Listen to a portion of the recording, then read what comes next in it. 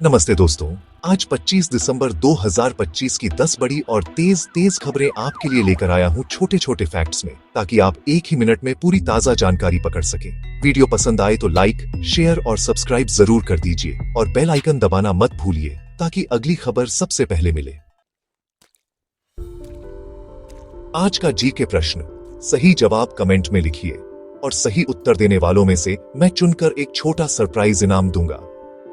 प्रश्न, भारत की सबसे लंबी अंतरराष्ट्रीय जमीनी सीमा किस देश के साथ है? ए चीन, बी पाकिस्तान, सी बांग्लादेश, डी नेपाल। चलते हैं खबरों की तरफ, शुरू करते हैं। एक, डीआरडीओ की ऐतिहासिक सफलता, आकाश एनजी मिसाइल का ट्रायल सफल। Defence research and development organisation यानी डीआरडीओ ने 23 दिसंबर को आकाश एनजी मतलब next generation Akash missile system का यूजर इवेल्युएशन ट्रायल सफलतापूर्वक पूरा किया। विभिन्न रेंज और ऊंचाई पर एरियल टारगेट को इंटरसेप्ट करते हुए यह प्रणाली इंडियन एयरफोर्स की एयर डिफेंस क्षमताओं को मजबूत करने का काम करेगी। इसमें इंडिजिनस आरएफ सीकर और सॉलिड रॉकेट मोटर शामिल है। रक्षा मंत्री राजनाथ सिंह ने टीम को बधाई दी। उद्धव ठाकरे और राज ठाकरे 20 साल के बाद एक साथ आ गए हैं। बीएमसी चुनावों के लिए गठबंधन हुआ है। शिवसेना, जो उद्धव बालासाहेब ठाकरे वंश की है, और महाराष्ट्र नवनिर्माण सेना यानी एमएनएस ने बीएमसी चुनावों के लिए ऐन समय पर गठबंधन की घोषणा कर दी है। दोनों नेताओं ने बालासाहेब ठाकरे को श्रद्धांजलि दी और शिवाजी पार्क में संयुक्त प्रेस कॉन्फ्रेंस भी की। उद्धव ठाकरे ने कहा, हम एक साथ आए हैं और साथ रहेंगे। ये जो गठबंधन है वह महाराष्ट्र में मराठी मानूस के मुद्दे पर बीजेपी महायुति को चुनौती देगा। बांग्लादेश में एक हिंदू परिवार के घर को आग लगा दी गई। चट्टोग्राम में ये घटना हुई, जहां एक हिंदू परिवार का घर आग के हवाले कर दिया गया। परिवार तो सुरक्षित बाहर निकल आया, लेकिन घर और सारा सामान जलकर खाक हो गया। यहां तक कि पालतू जानवर भी मर गए। घटनास्थल पर एक धमकाने वाला बैनर भी मिला, जिसमें हिंदुओं को चेतावनी दी गई थी। ये एक काफी चिंताजनक संकेत है कि वहां सांप्रदायिक हिंसा की श्रृंखला अभी भी जारी है और स्थानीय प्रशासन पर जवाबदेही का दबाव लगातार बढ़ रहा है। दिल्ली में जीआरएपी 4 की सबसे सख्त पाबंदियां हटा दी गई हैं। Commission for air quality management यानी सीएक्यूएम ने जीआरएपी 4, जो सबसे सख्त स्तर की पाबंदी है, उसे तत्काल प्रभाव से हटा दिया है। हालांकि दिल्ली के कुछ इलाकों जैसे आईटीओ और इंडिया गेट में एयर क्वालिटी इंडेक्स यानी एक्यूआई अब भी 350 से ऊपर बना हुआ है। इसलिए जीआरएपी स्टेज 1, 2 और 3 के उपाय अभी भी लागू रहेंगे। जनता को मास्क पहनने और संवेदनशील समूहों को बाहर की गतिविधि कम करने की सलाह दी गई है। बिहार सरकार ने प्रदेश के हर जिले में आदर्श गौशाला खोलने की योजना घोषित की है और इसके लिए एक विस्तृत कार्य योजना तैयार की गई है। यह पहल पशुपालन, ग्रामीण रोजगार और ग्रामीण विकास के लक्ष्यों से जुड़ी है।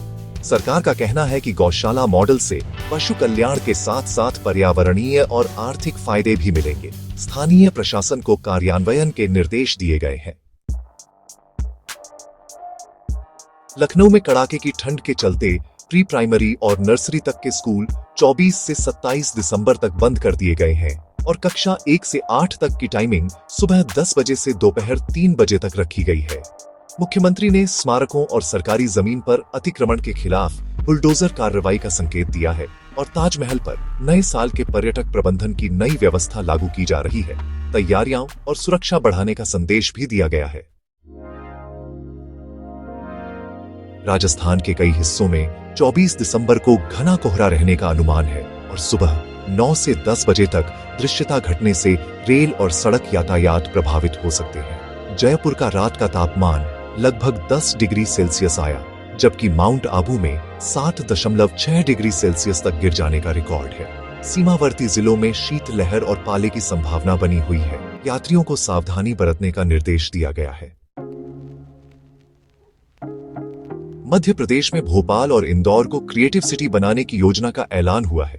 400 होमस्टे से 7 करोड़ रुपए की आय का लक्ष्य रखा गया है। भारतीय जनता पार्टी के नेता जेपी नड्डा ने बैतूल में मेडिकल कॉलेज के लिए भूमि पूजन किया है और आदिवासी संग्रहालय बनाने की भी घोषणा की गई है। इन सब का मकसद पर्यटन, शिक्षा और सांस्कृतिक संरक्षण पर जोर देकर राज्य की अर्थव्यवस्था को गति देना है। बिहार के गोपालगंज में थावे दुर्गा मंदिर से लगभग 1 करोड़ रुपए की नकदी चोरी हो गई है। इस मामले में 35 संदिग्धों को हिरासत में लिया गया है। वहीं सीमावर्ती इलाके में 300 ग्राम ब्राउन शुगर जब्त की गई है, जिसकी कीमत लगभग 30 लाख रुपए बताई जा रही है। इसके अलावा हाजीपुर मुजफ्फरपुर NH 22 पर सड़क हादसे में 5 लोग घायल हो गए हैं। स्थानीय पुलिस और प्रशासन की तफ्तीश जारी है।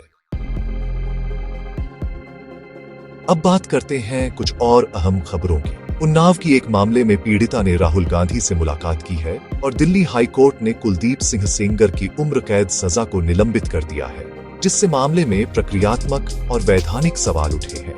जम्मू कश्मीर के बारामूला में आतंकवादी ठिकाने से हथियार और गोला बारूद बरामद किए गए हैं। हैदराबाद में बच्चों की तस्करी से जुड़े 12 आरोपी गिरफ्तार किए गए हैं। सुरक्षा और न्याय प्रणाली दोनों पर निगरानी तेज कर दी गई है।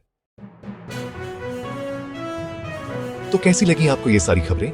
मुझे कमेंट्स में जरूर बताइए। अगर वीडियो अच्छा लगा हो तो इसे लाइक कीजिए और अगर आपने चैनल को सब्सक्राइब नहीं किया है तो अभी सब्सक्राइब कीजिए। साथ ही घंटी के निशान को दबाना मत भूलिएगा ताकि आपको हमारी हर नई वीडियो का नोटिफिकेशन सबसे पहले मिले। मैं फिर मिलूंगा ऐसी ही अच्छी और खास खबरों के साथ। तब तक के लिए जय श्री राम, जय हिंद, वंदे मातरम।